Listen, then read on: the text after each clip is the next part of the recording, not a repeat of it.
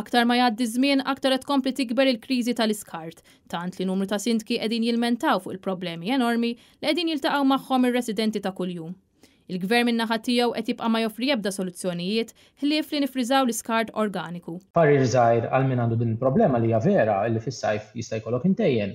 L-iskart organiku l-borża meta timtela tista' tpoġġiha ġew l-friża u mbagħad toħroġha inti meta tiġi l-ġabra u hemmhekk il-problema tagħha solvejta u lilna ma toħloq ilna l-ebda problema. Affaċċjat din il-kriżi kbira tal-iskart, il-Gvern Laburista għażel li juża l-medja tiegħu sabiex jattakka lis-sindki li qed jitkellmu apertament fuq din it-tema.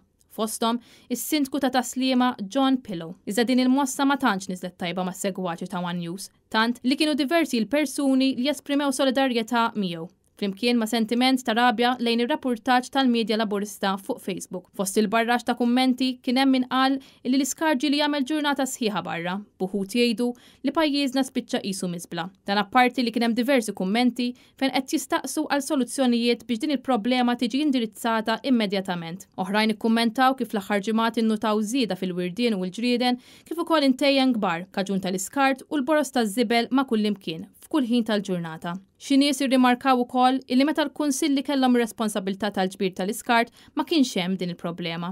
Dan fil-waqt li oħrajn staqsew fejn huma l-awtoritajiet biex iwettqu aktar infurzar.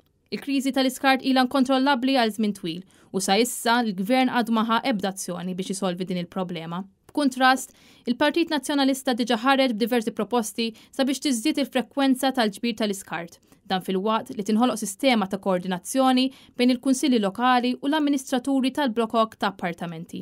Il-Partit Nazzjonalista jrid ukoll li jiġi identifikati hotspots fejn isiru rejati ambjentali u jiżdied l-infurzar u li l-kunsilli lokali jerġgħu jingħataw ir-responsabilità tal-ġbir tal-iskart u jingħataw ir-riżorsi inkluż dawk finanzjarji sabiex jtejbu u jinfurzaw is-sistemi.